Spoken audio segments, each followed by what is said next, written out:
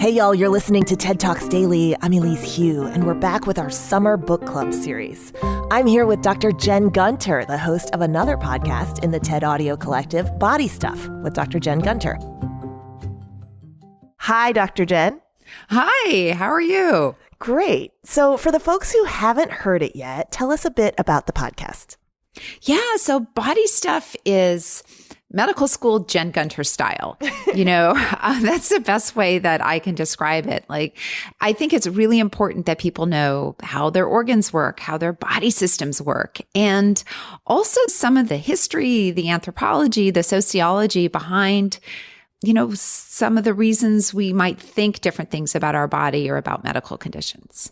One topic that is very well researched by you is the topic of the episode we're about to hear, menopause. It is the focus of your latest book, the Menopause Manifesto. Tell me why you decided to take on menopause as a big topic.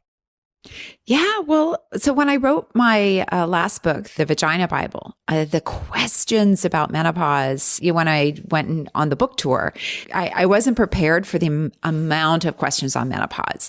As an OBGYN, I have all that knowledge in my head, and sometimes you just assume like everybody else does too. And so I think what happened was creating a safe space to talk about the vagina and the vulva, sort of created a space to talk about menopause, which I never really thought of as a taboo topic before, but then I thought, wow, well, if I have all these questions, this is what I need to do next. What do you think that's all about? What do you think is responsible for why our society kind of has made menopause a taboo topic or a topic that people are reluctant to ask about? Well, I think, we're very ageist in our society, and we're selectively ageist towards women. I mean, that's really what it is. Men get distinguished and women get diminished. And some of that is, assigning us a lower class of citizenry based on being a breeder, basically. And complex social reasons, and the fact also that medicine has been very patriarchal since the beginning. I mean, if you look at the origins of Hellenic medicine, it's based on the fact that women are physically inferior to men. We're just a bad copy, basically. And so that didn't really even get challenged until maybe like the last 40 or 50 years. So I think that's a big part of it. And also people just not understanding why we have menopause, what it does. And, if you can't talk about it, then it implies that it's shameful. And, that's absolutely untrue. What do you think is the biggest misconception that people have about menopause?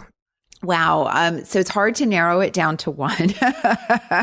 But I think the biggest misconception, if I'm sort of talking like globally, is that we're never meant to have menopause. There's this pervasive myth that all women died before menopause. And so we're now only uncovering it because of modern medicine.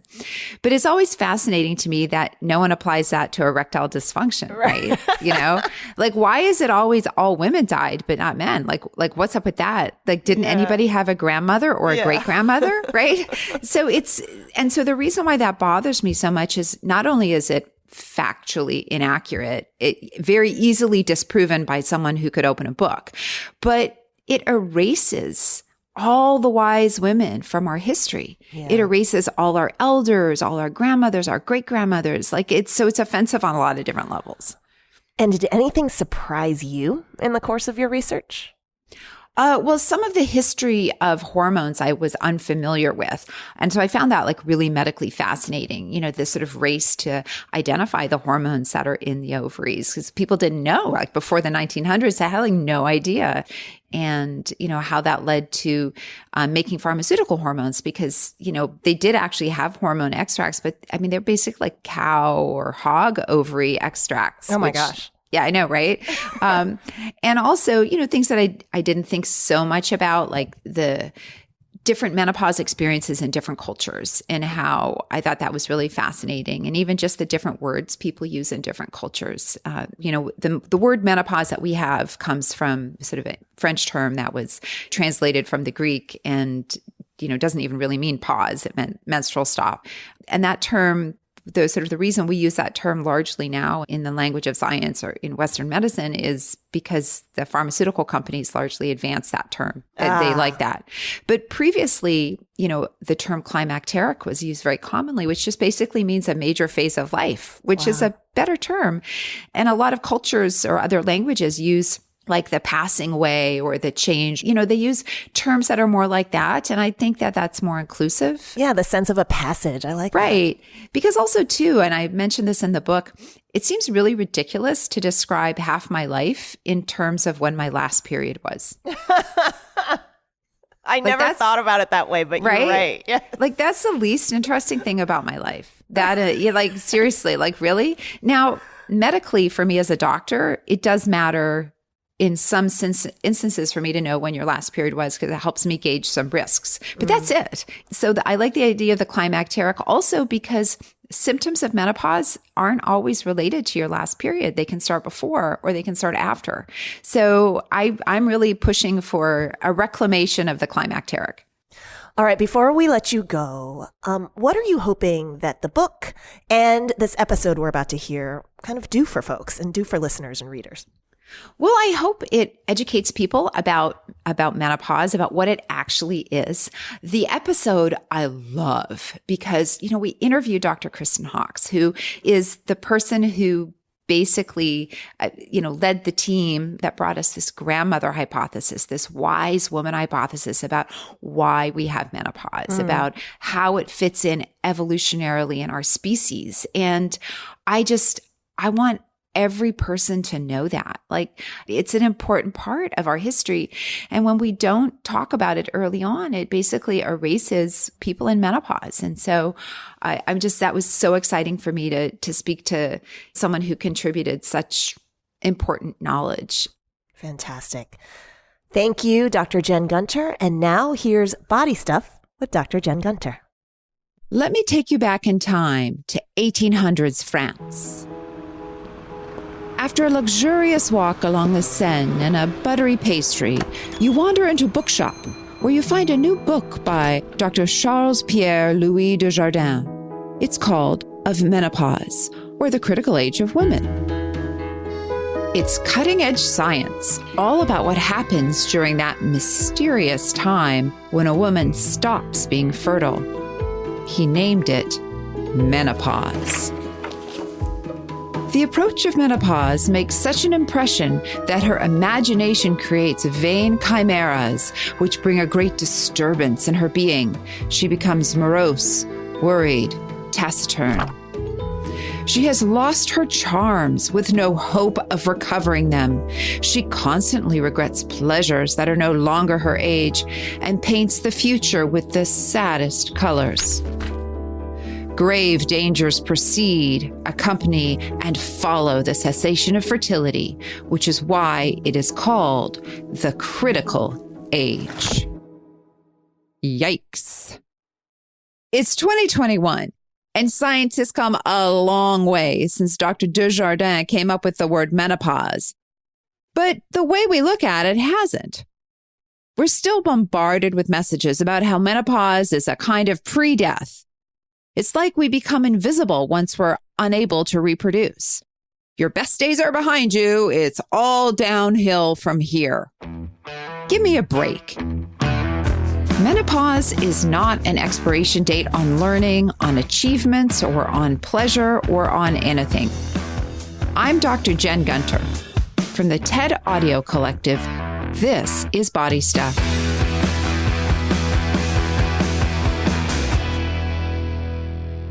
Before we go any further, I want to note that there is so much gender diversity, and there's no one phrase that will capture everyone's experience. We want to make it clear that not all women have ovaries, and not everyone who has ovaries is a woman. For our purposes here, when we say women, we're talking about women with ovaries or women who have had ovaries. Let's return to Dr. Desjardins. His work is one part of hundreds of years of stigma around menopause, and that stigma has had a big impact. I'm an OBGYN, and I often see patients who have symptoms related to menopause and a lot of questions. Think about it this way. There's basic information out there about puberty and periods. You might see it mentioned in a novel, learn about it in health class, or talk about it with your pediatrician. The quality of information may vary depending on the source, but there's an acknowledgement that menstruation exists. But when you start the menopause transition, there's no health teacher to awkwardly walk you through the changes. So many people suffer in silence. But I want you to know that menopause is a normal biological event, and the fear isn't innate. It comes from a patriarchal society that says women's only worth is related to reproduction. So you might be thinking, I'm not in menopause now, or I'm not going to go through menopause ever, so why should I care? Well, we all have people in our lives who either are going through or will go through menopause. And those people deserve good information and health care. We've all got to tackle the stigma around menopause. As we'll talk about in this episode, menopause is all about the ovary-brain connection. It's a biological experience that can only happen when there are ovaries or there have been ovaries. Before menopause, the ovaries are ovulating. Think about ovulation as the process of getting into a crowded nightclub. Remember those? The bouncer is the set of hormones who regulates this whole process. The ovaries contain follicles, which contain oocytes, which are immature eggs and surrounding cells. It is in the follicles where the bulk of the estrogen is made.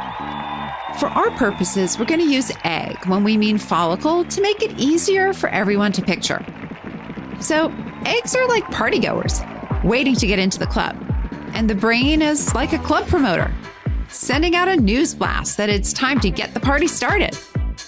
Along the way, some eggs drop out, because there's always a few of those friends who flake at the last minute. So maybe 4 or 5 eggs will actually get to the door, and the bouncer lets just 1, maybe 2 eggs through. They're high quality, VIP, because the uterus is an exclusive venue. And this process happens each month. When the menopause transition occurs, it's this process that starts to change. At the beginning of the menopause transition, that bouncer, the set of hormones, might go for a break and let in a couple of eggs at a time. Or maybe those eggs might say, to heck with it, I'm not waiting in line, and they walk away. So there's no ovulation. For a while, it's super chaotic.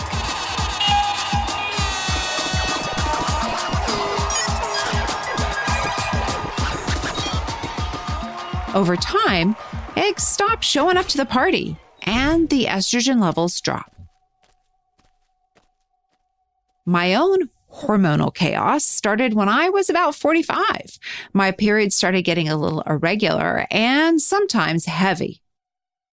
For most people, menstrual irregularity, the most common symptom of the menopause transition, will appear around the mid to late 40s. But really, there is a wide range of experiences. Think about your menstrual period. It's probably different from your best friends or sisters. The menopause transition is also when some physical symptoms, such as hot flushes, insomnia, and vaginal dryness, may begin. In the 1950s and 60s, and even sadly until relatively recently, the medical establishment believed menopause was a disease to be cured. But just because troublesome symptoms exist doesn't mean something is a disease. Think of it this way. Pregnancy has troublesome symptoms like nausea and swelling.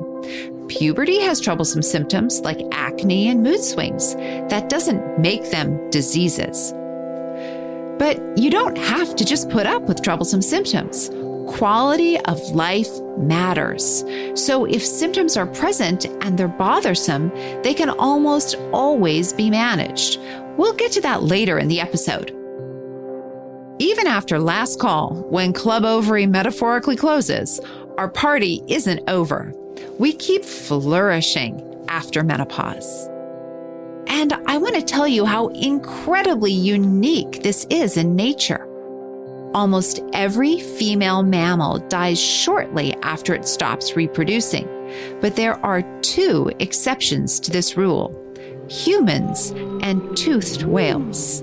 How did humans become so resilient that we outlive the function of our ovaries? Turns out the answer could be grandmothers. Ancestral grandmothers in ancient Africa put us on the road to what we see in every living human population. That's anthropologist Dr. Kristen Hawkes. I think she's a big deal. I do have a book on menopause, and I have to say I used a lot of your research in it. So I feel like I'm fangirling because I was like, oh my gosh, who's going to get to talk to her? Oh, I'm so glad you're paying attention. I mean, in a way, the things that you confront and the kinds of things that I work on, boy, they are relevant to each other, but we're both using really different lines of evidence. So yeah, let's try to talk about it. Dr. Hawkes lived with the Hadza people in Tanzania in sub-Saharan Africa. The Hadza are a hunter-gatherer community that until recently resisted many aspects of modern life. Dr. Hawkes' research has led us to the grandmother hypothesis, a possible explanation for why we evolved to live beyond our reproductive abilities. We were studying people, modern people just like us, but special because these people are living on wild food in a part of the world where our radiation evolved in savanna Africa. And so they were so wonderful and let us, hang out and count and measure and do all these things and to see how you do it. How do you do that? And what we learned from that was initially so surprising. First, that these old ladies who were well past their childbearing years were so economically productive. For a long time, we thought we understood the societal structure of early humans. Men hunted, women gathered food and had children, and old people were useless. Enter the grandmother hypothesis. Human babies take a long time to become self-sufficient, and therefore they require a bit of work on their mother's part. Nursing a baby means that it's more difficult to forage for food. And as we know, even once a child is weaned, it takes a long time before they can feed themselves. That's where grandmothers save the day, taking on the needs of their grandchildren. And these old ladies were getting the same return rates as women in the childbearing ages, but they were spending more time at this especially energetically expensive foraging that the little kids are just not efficient at. So according to Dr. Hawkes, grandmothers were pretty crafty at acquiring food, and that could help the family unit flourish because when mothers have a little help and the right nutrition, they may be more likely to have healthy children and more children. So grandmothers were providing the nutrition and providing the support for, they obviously were invested in their grand offspring, right? Like that. So it's basically genetics, the long game, or survival of the fittest, the long game. It's absolutely the long game. The presence of a grandmother can have a notable effect in a lot of contexts on the welfare of little kids. And that continues lifelong. And those same appetites for connection and concern and interaction and being on the same page continue to be characteristics in grandmothers and in everybody else. Grandmothers aren't weak or as frail as you've been led to believe. In hunter-gatherer societies, grandmothers not only contributed calories, but also contributed to the ongoing survival of their family unit and the community in general. Turns out it does take a village. And there's more data showing this. Research using historical birth data from Canada and Finland found similar patterns. When a grandmother lived close to her daughter or son, that child was more likely to have more children. If her daughter moved away, the effect was lost. And for every decade a grandmother lived past the age of 50 and close to her children, her daughter or son had 2 more kids. And the amazing thing, killer whales, who also go through menopause, show a supporting pattern. The grandmother hypothesis is just that, a hypothesis. There's a lot of evidence for it, but not everyone is convinced. Critics argue that there are other factors that could explain how longevity extended past the menopause transition. Some researchers point to the calories provided by men's hunting as being as important or more important than what grandmothers collected.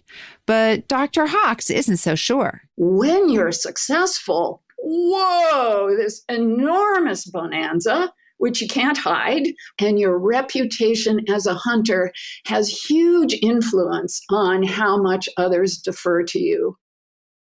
This is important. A man's status is a big part of how community life is structured. But for all the time the Hodson men spent hunting, Dr. Hawkes and her archaeologist colleagues found that they had only about a 3% success rate. Hunting these big animals is no way to feed the kids. The grandmother hypothesis is the very unusual feature of our life history that women's fertility ends at about the same age it ends in other apes. And yet we have this postmenopausal life stage that is, given all these associated things that look like they go with that, is the heart, says the hypothesis, of what has made us human. So grandmothers are the heart of humanity. There you go. And, I'm menopausal as well. I've been postmenopausal for several years. And I'm in the group of people who are super flushers. So I get a lot of hot flashes still, even though I'm on hormones. And there's actually some interesting work that says that cognitive behavioral therapy can be very helpful for hot flashes. And you sort of have like a mantra to sort of deal with it. And so now whenever I get a hot flash, I think, I have this because women evolved to drive humanity. This is a sign of strength, not a sign of weakness. And then the hot flash goes away. Excellent, excellent.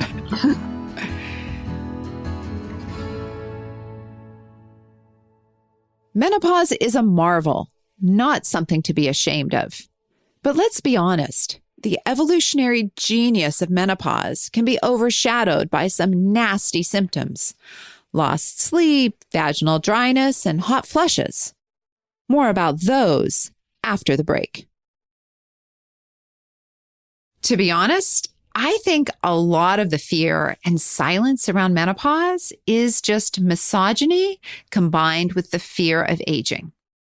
Menopause isn't a disease. That doesn't mean it's a party either. There can be troublesome symptoms for many people. One thing that people have often heard about, the most infamous symptom of the menopause transition, is the hot flush. No. Hotter. Yes, hot and fast and really inconvenient.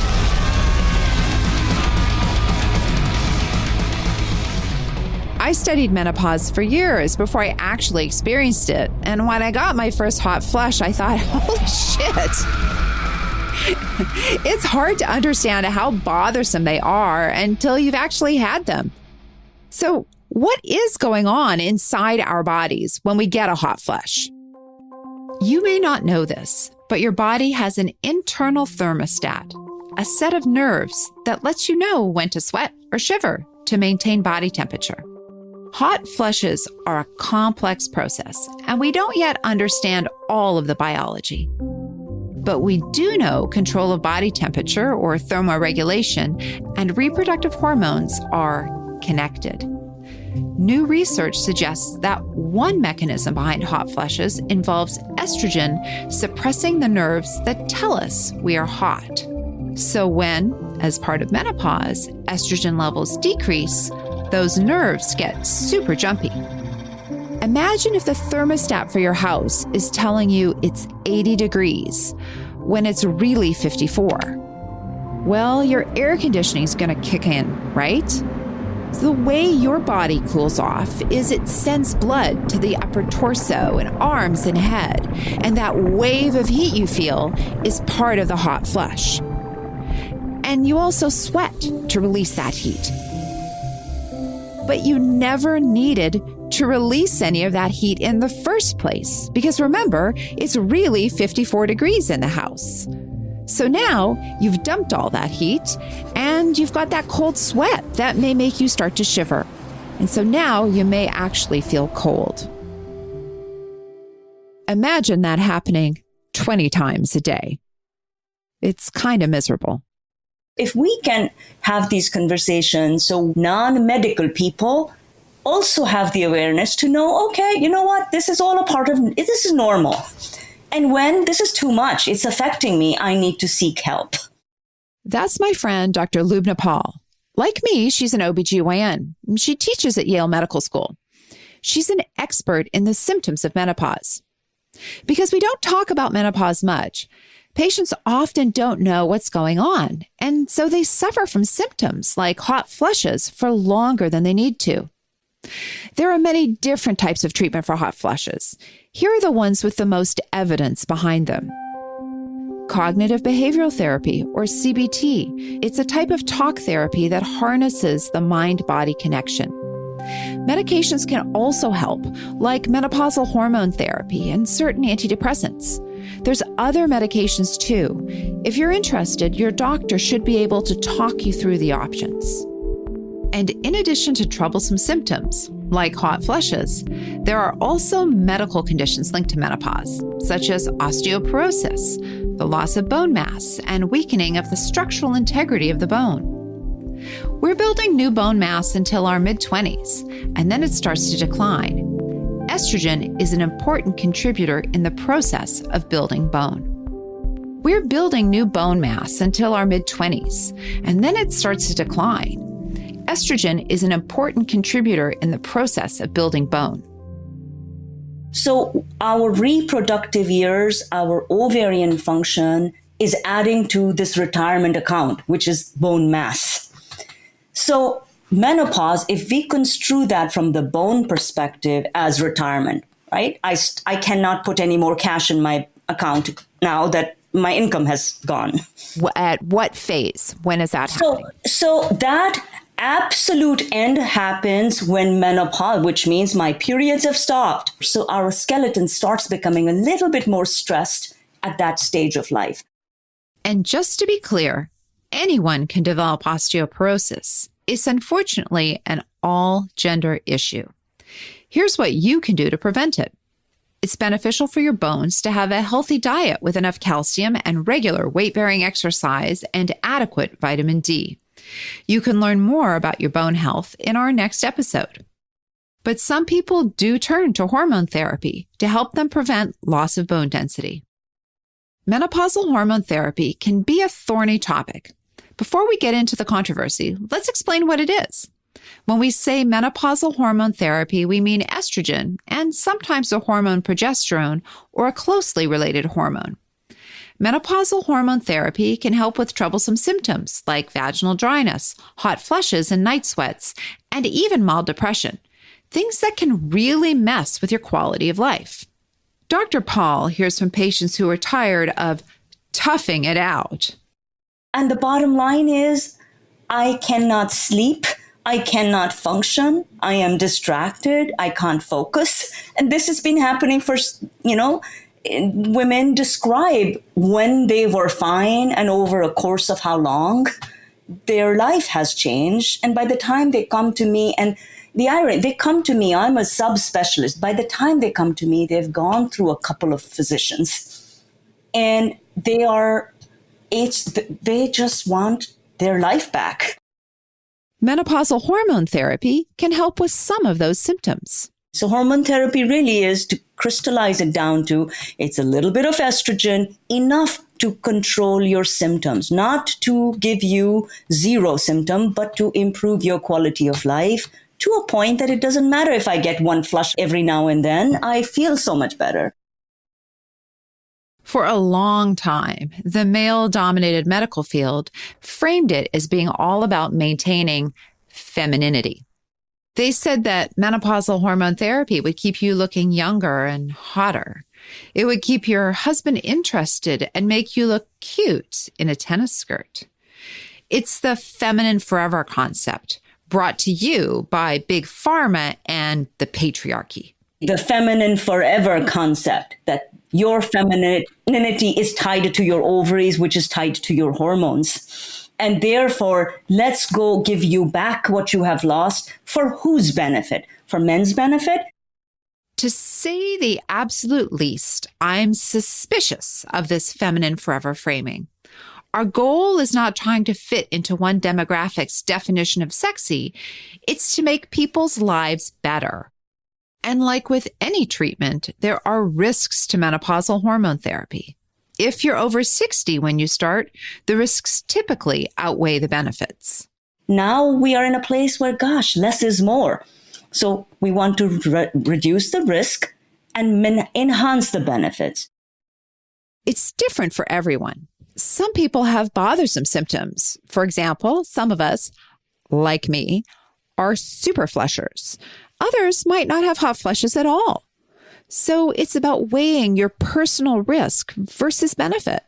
But we have got to choose the right tool for the right patient. So if a woman who is not a diabetic, who's not hypertensive, who does not have cardiovascular disease, and who is suffering from common symptoms of quality of life is being affected, I think hormone therapy has a great role to improve her quality of life.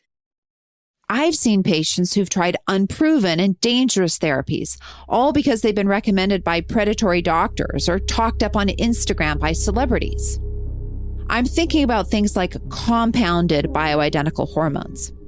They're often marketed as being all natural or bespoke, but it's just that, marketing. When you mess with treatments that haven't been FDA approved, there's really a good chance that you're getting imprecise doses via untested delivery systems. As a doctor, I want all of my patients to get safe, verified treatments, which is why I only recommend or prescribe FDA-approved treatments.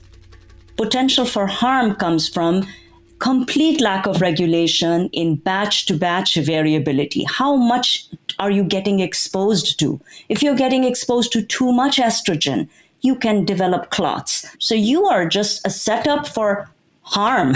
There's no benefit from a bioidentical.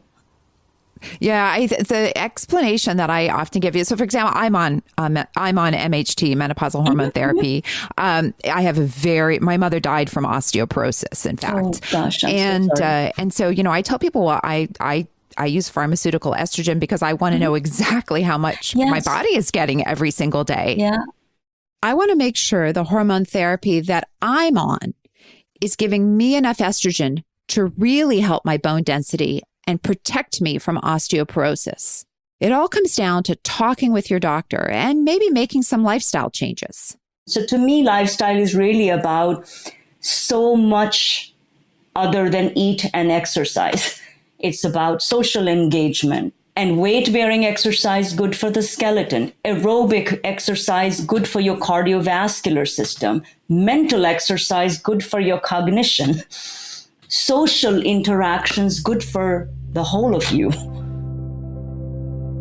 I asked Dr. Paul what she wishes more people understood about menopause. There's so much positivity at that stage of life.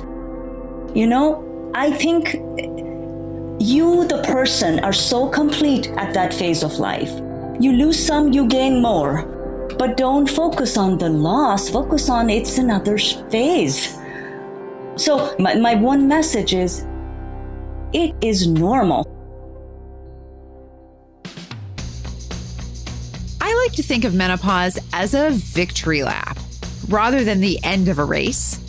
We evolved to survive the rigors of childbirth, but we also evolved to keep thriving after our childbearing years were over. Vera Wang started her career as a wedding dress designer at 40. Civil rights icon Fannie Lou Hamer began her activism at age 44. And Kamala Harris just reached new heights at age 56. These women are exceptional, but not because of their age. All over the world, we are accomplishing feats big and small, regardless of the status of our ovaries. Hey, I started this podcast at age 54, and I met the love of my life at 53. Instead of being surprised at seeing an older woman doing pretty much anything, we should say, well, of course she can. Older women have been productive, creative, and intelligent since humanity's earliest days. Instead of telling them how to look and act, instead of diminishing them, we should just sit back and let them show us how amazing they really are.